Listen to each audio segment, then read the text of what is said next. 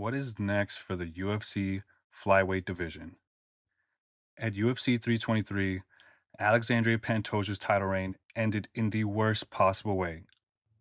A gruesome arm injury just 26 seconds into the fight. No epic 5-round war, no dominant performance, just a freak moment that left the champion without his belt. And a 24-year-old Joshua Van suddenly holding that belt.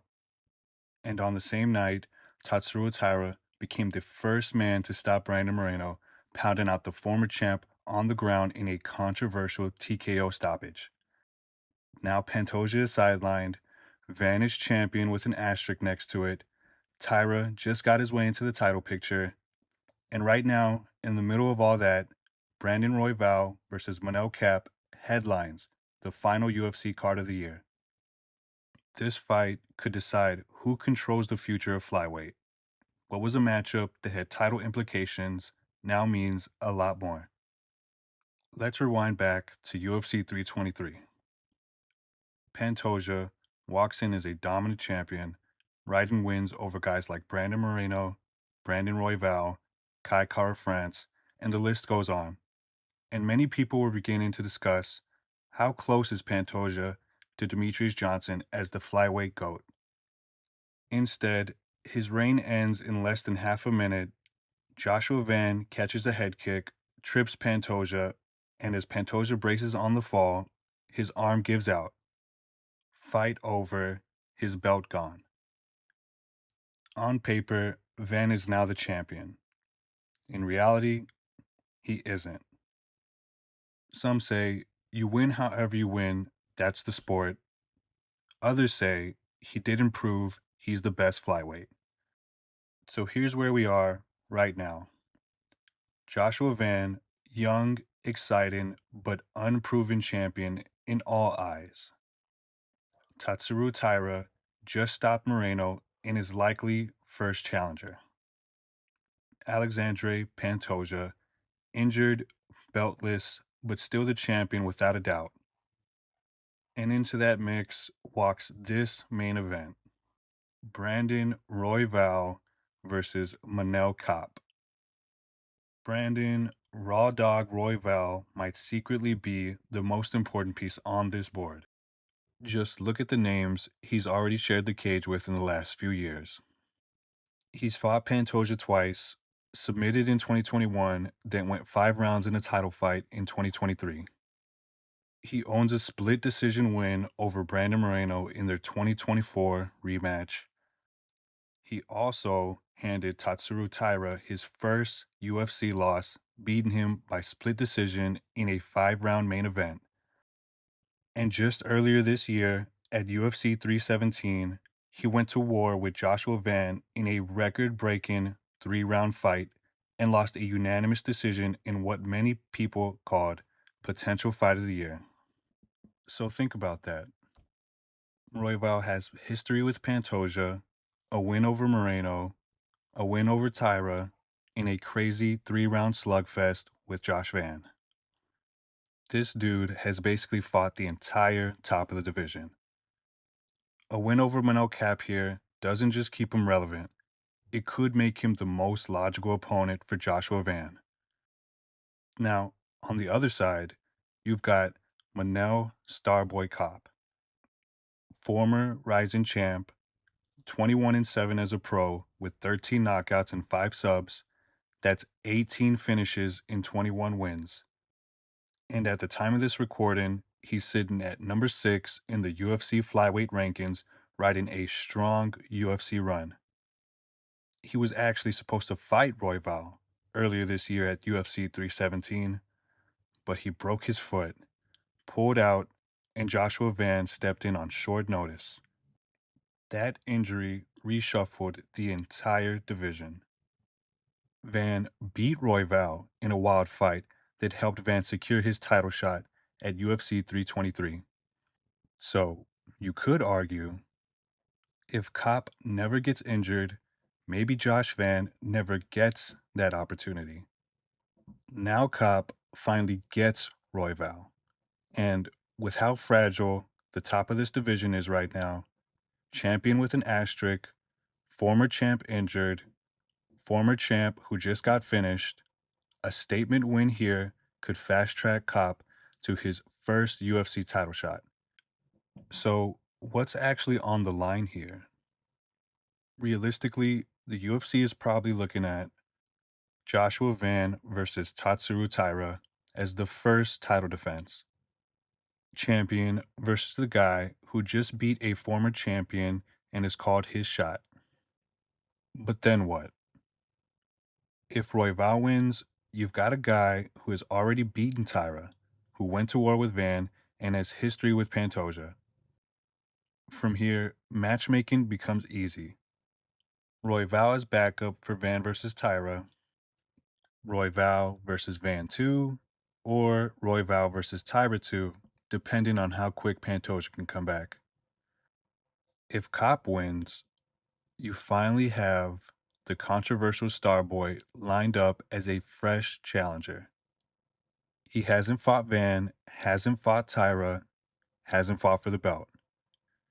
And he brings knockout power, a rising champ, and the UFC loves a destructive, marketable challenger. So this isn't just fun flyweight violence. This is a pivot point for the entire division. The winner here could get a title shot. Or if the winner doesn't get a title shot next, they almost certainly end up next for the winner of the next title fight, or one fight away at worst. Or they could be the name the UFC calls if injury or disaster hits again. Now let's talk about the matchup itself. Stylistically, this is high creative chaos versus precision, volume versus power, scrambler versus sniper. Brandon Royval is a wild, unorthodox striker. He loves elbows, knees, spinning attacks, and could hit you with a front choke. He's high output, high risk, and he's very dangerous in scrambles. Guillotines and rear naked chokes are always a threat. Now, Manel Kape is a sharp, patient counter striker. He's a southpaw with fast, powerful hands, especially his left cross and counter hooks. He likes to pick his shots and make them count. Good enough wrestling defense to keep most fights on the feet. If this looks clean, measured striking battle, that favors Kape. But if it looks like a scramble-filled car crash with clinches, weird angles, and frenetic exchanges, that favors Royval. For Royval, the keys to victory are turn the pace to maximum immediately. Don't let Kape get comfortable reading you. Royval should be throwing kicks, feints, jabs, and constant movement from the jump. He needs to mix in takedowns and front headlock positions. Even if he doesn't hold Kape down, those scramble sequences are where Royval can jump on a neck or create chaos Kape does not want. He needs to kick first and box off of those kicks. Long kicks to the body and legs to keep Kape out of his boxing range. Kape is most dangerous when he can see clean, single entries, and time counters. And lastly, angle off after combinations. Royval can't finish his combos and just pull straight back. That's when Kape's left hand finds your chin. What Royval has to avoid here is running straight in on a center line.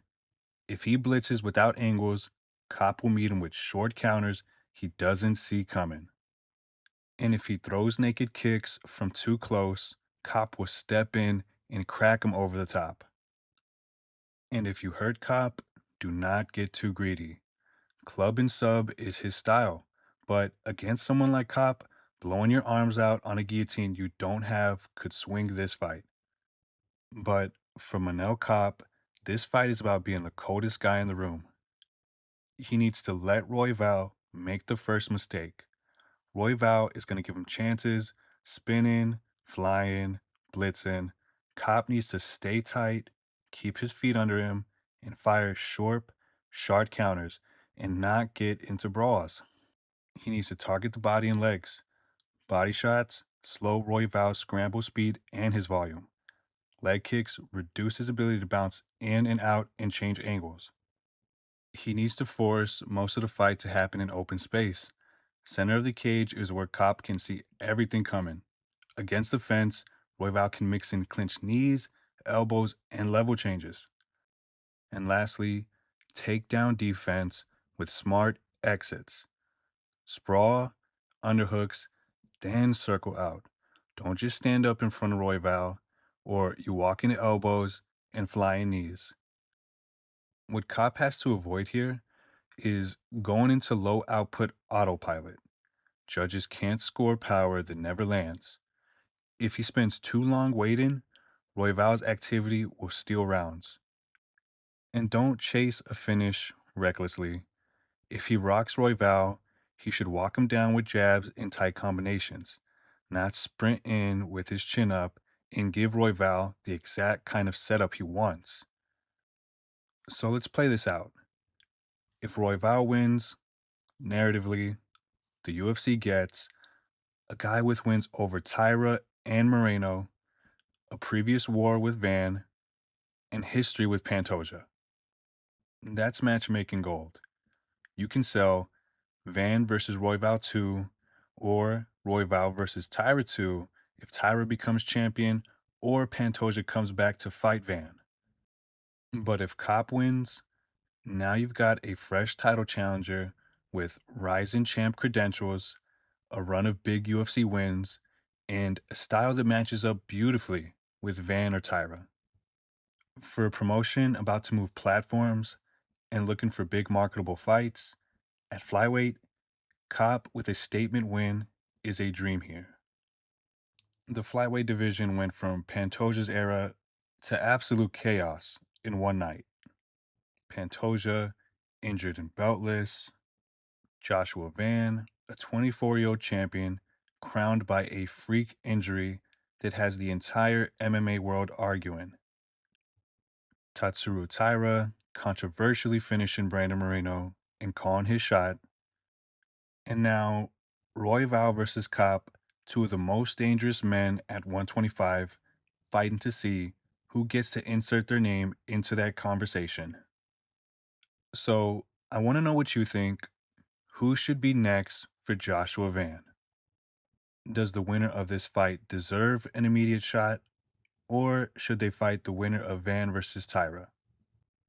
Should they fight the winner of Pantoja versus Van if Pantoja comes back quick? Let me know in the comments. Royval or Kape? Who shapes the future of the flyweight division? If you enjoyed this breakdown, hit like and subscribe, and I'll be covering the fight itself on the channel right after UFC Vegas 112 is over.